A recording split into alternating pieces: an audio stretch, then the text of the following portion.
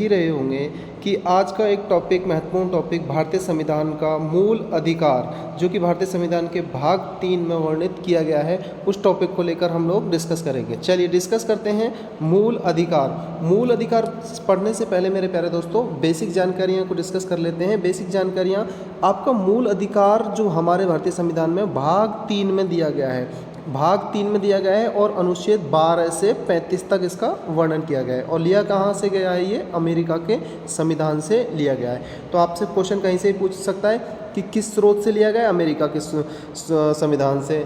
और किस भाग में वर्णित है? भाग 3 में। अनुच्छेद किस में वर्णित है? आपका 12 से 35 में इसका वर्णन दिया गया है। चलिए डिस्कस करते हैं, एक एक हम पॉइंट टू पॉइंट हम डिस्कस करेंगे। जो आपके आर्टिकल्स हैं उन एक एक अनुच्छेद के बारे में डिस्कस कर लेते हैं। सबसे पहला जो आर्टिकल है वो है आपका आर्टिकल 14 आर्टिकल पढ़ने से पहले क्या हमें ये बात अब पता होना चाहिए कि मूल अधिकारों की संख्या जो है वो है आपकी 6।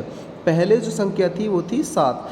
संपत्ति के अधिकार को 44वें संविधान संशोधन के अनुसार उसको हटा दिया गया है, जिसको जोड़ दिया गया है 300 में इसको जोड़कर मूल अधिकार से हटा दिया गया है। ठीक है, ये अब आपका मूल अधिकार की श्रेणी में नहीं आता है, वो संपत्ति का अधिकार। तो बात कर रहे थे, सबसे पहला जो आपका मूल अधिकार है वो है आपका समानता का अधिकार, जो किस में वर्णित है? आर्टिकल 14 से 18 के बीच में दिया गया है। तो 14 में पढ़ लेते हैं। अनुच्छेद 14 क्या कहता है? विधि के समक्ष समानता का अधिकार। विधि के समक्ष समानता का अधिकार इसमें दिया गया है मेरे प्यारे दोस्तों कि हमारे जो कानून के समक्ष जो समानता का अधिकार दिया जाएगा वो सभी के लिए बराबर होगा। नेक्स्ट आपका धर्म, जाति, वंश।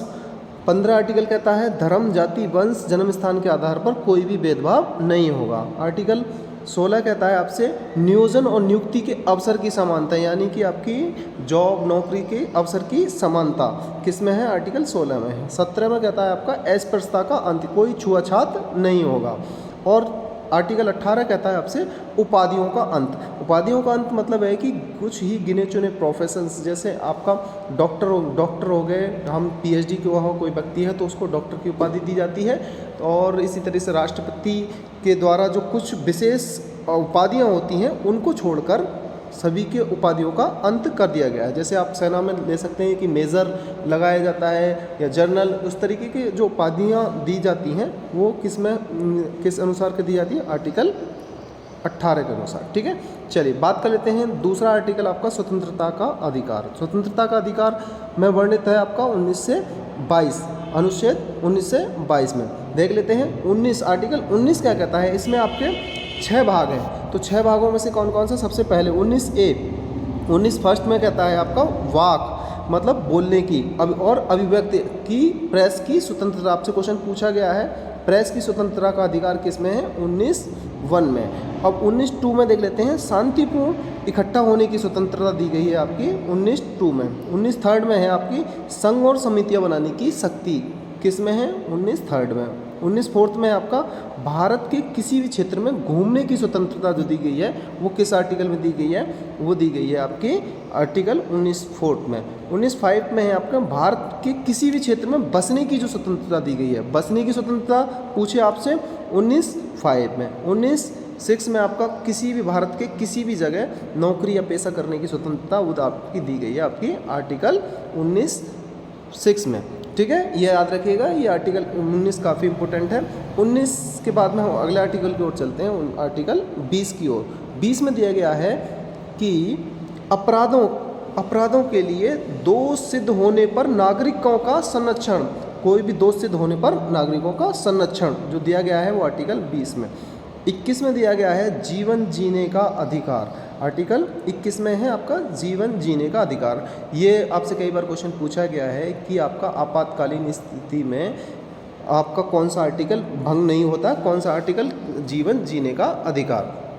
और नेक्स्ट आपका 21 क्या इम्पोर्टेंट है? 21 क्या? क्योंकि 6 से 14 वर्ष तक के बच्चों को मुफ्त शिक्षा का जो अधिकार दिया गया है वो आर्टिकल किस में? 21 के में।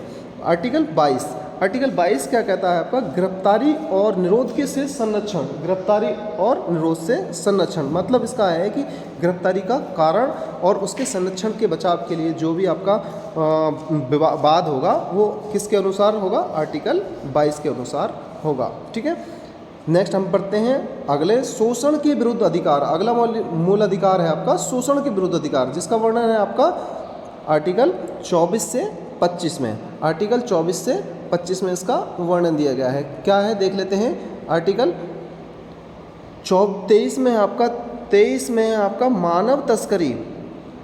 आर्टिकल 23 में है आपका मानव तस्करी और बलात्श्रम, यानी कि बच्चों के लिए श्रम, इसमें है प्रतिबंधित है। ये आपके मानव की तस्करी और बलात्श्रम इसमें प्रतिबंधित किया गया है आर्टिकल 23 में। 24 में मेरे प्यारे दोस्तों 14 वर्ष तक के कम बच्चों को कारखानों और भारी रोजगारों में लगाने के लिए प्रतिबंधित है। इसमें भी निषिद्ध है, रोजगारों में निषिद्ध है। तो ये आपका आर्टिकल 24 में याद रखिएगा।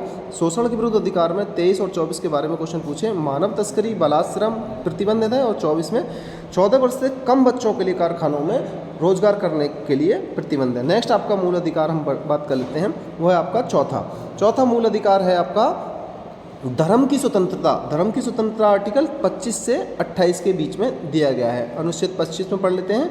धर्म स्वीकार करना, कोई व्यक्ति अपनी स्वेच्छा से किसी भी धर्म को स्वीकार कर सकता है और उसका प्रचार प्रसार कर सकता है, वो दिया गया है आपका आर्टिकल 25 में। 26 में मेरे प्यारे दोस्तों धार्मिक मामलों का प्रबंधन, किसी भी धार्मिक मामलों का एडमिनिस्ट्रेशन करने का जो कार्य है वो आपका आर्टिकल 26 में है। नेक्स्ट आपका 27 में दिया गया है धर्म के लिए कराधान, मतलब धर्म से जुड़ी हुई चीज़ों के लिए कोई टैक्सेशन नहीं होगा, टैक्स नहीं दिया जाएगा। ठीक है। नेक्स्ट हम बात कर लेते हैं आर्टिकल 28 क्या कहता है, धार्मिक शिक्षा में भाग लेने की स्वतंत्रता। किसी भी जो व्यक्ति अपने धार्मिक शिक्षा लेना ग्रहण करना चाहता है वो आपका स्वतंत्र है, तो दिया गया है आर्टिकल 28 में। नेक्स्ट बात कर लेते हैं नेक्स्ट आपका मूल अधिकार है शिक्षा और संस्कृति का अधिकार। शिक्षा और संस्कृति का अधिकार जो दिया गया है आपका 5वां हम पढ़ लेते हैं मूल अधिकार, जो किस किस के बीच में दिया गया है, आर्टिकल 29 और 30 में। 29 क्या कहता है आपसे, अल्पसंख्यक वर्गों के हितों का संरक्षण। अल्पसंख्यक वर्गों के हितों का संरक्षण जो दिया गया है वो 29 में दिया गया है। और अल्पसंख्यक वर्गों के शिक्षण संस्थानों की स्थापना और उनके प्रशासन की अधिकार जो दिया गया है वो आपका दिया गया है आर्टिकल 30 में। नेक्स्ट बात कर लेते हैं छठा और अंतिम आपका मूल अधिकार के बारे में बात करते हैं, वो आपका संवैधानिक उपचारों का अधिकार। संवैधानिक उपचारों का अधिकार, इसको डॉक्टर भीमराव अम्बेडकर जी ने इसको संविधान की आत्मा का भी कहा गया है, क्योंकि इसमें हम किसी भी सुप्रीम कोर्ट और हाई कोर्ट में दोनों में ही आपका कोई भी रिट जारी कर सकते हैं। रिट क्या होता है, किसी भी व्यक्ति के खिलाफ नहीं, किसी भी न्यायिक पुनर्विलोकन के लिए हम किस में जा सकते हैं, किस में, हाई कोर्ट या सुप्रीम कोर्ट में। किस आर्टिकल के तहत, ये क्वेश्चन ये पूछा जाएगा। आर्टिकल 32 के तहत हम किस में जाएंगे, आर्टिकल 32 के तहत सुप्रीम कोर्ट में, और आर्टिकल 226 के तहत हाई कोर्ट में रिट दायर कर सकते हैं। हम मेरे प्यारे दोस्तों देख लेते हैं रिट कौन कौन सी रिट हैं। 5 प्रकार की रिट होती हैं। कौन कौन सी रिट होती हैं, 5 प्रकार की। सबसे पहली रिट है आपकी बंदी प्रत्यक्षीकरण। बंदी प्रत्यक्षीकरण क्या कहती है आपसे, बंदी प्रत्यक्षीकरण में है कि किसी भी व्यक्ति को गिरफ्तार किया गया है तो उसको सशरीर 24 घंटे में आपको प्रस्तुत करना होगा। अब आपका परमादेश का अर्थ है कि आदेश देना। यदि कोई व्यक्ति अपने कर्तव्य को पूर्ण निष्ठा से नहीं कर रहा है तो उच्च न्यायालय हो या सुप्रीम कोर्ट हो तो वो अपने अधीनस्थ को आदेश देकर उसको कार्य के प्रति उसको संगीन कर सकता है। नेक्स्ट आपका थर्ड प्रतिषेध, रिट प्रतिषेध का मतलब होता है कि जैसे न्यायिक क्षेत्र से बाहर हो, किसी भी, फॉर एग्जांपल मैं जनरल एग्जांपल बता देता हूँ कि मान लीजिए कोई भी आपका जिला कोर्ट है, जिला कोर्ट कोई भी फांसी की सज़ा किसी भी व्यक्ति को नहीं सुना सकता क्योंकि उसके न्यायिक क्षेत्र से बाहर है।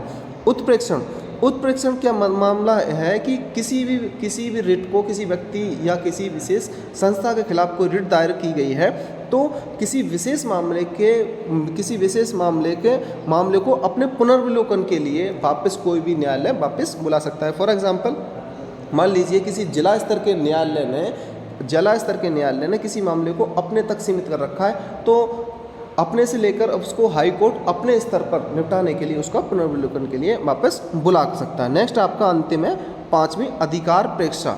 अधिकार प्रेक्षा का मतलब है मेरे प्यारे दोस्तों किस अधिकार से आपने कोई भी कृत कार्य किया है। फॉर एग्जांपल जैसे आप किसी भी डॉक्यूमेंट पे साइन करते हैं, साइन करने के बाद में आपको ये अथॉरिटी कहाँ से है, तो अधिकार किस अधिकार प्रेक्षा से आपने वो कार्य किया है। जैसे कोई भी व्यक्ति फेक वर्दी पहनकर इंस्पेक्टर या कुछ अदर्स बन के, तो वो किस अधिकार प्रेक्षा से उस चीज़ को वर्दी या कोई अदर चीज़ धारण की है, तो वो किस में है, उसके लिए जारी की जा सकती है, वो है आपका अधिकार प्रेक्षा। ठीक है, चलिए ये थे आपके छोटे सा टॉपिक आपका मूल अधिकार। तो मेरे प्यारे दोस्तों, ये आपको वीडियो कैसी लगी कमेंट करके ज़रूर बताइएगा और मैक्सिमम लोगों तक इस चीज़ को शेयर कर दीजिएगा, जिससे कि ज़्यादा से ज़्यादा लोगों तक फ़ायदा हो सके। और मेरे प्यारे दोस्तों, ज़्यादातर लोगों ने मेरा चैनल सब्सक्राइब नहीं किया है, प्लीज़ मेरे चैनल को सब्सक्राइब ज़रूर कर दीजिएगा, जिससे कि मैक्सिमम लोगों तक ये हेल्प पहुँच जाए, और मेरा चैनल सब्सक्राइब ज़रूर कर दीजिएगा। So thank you for watching.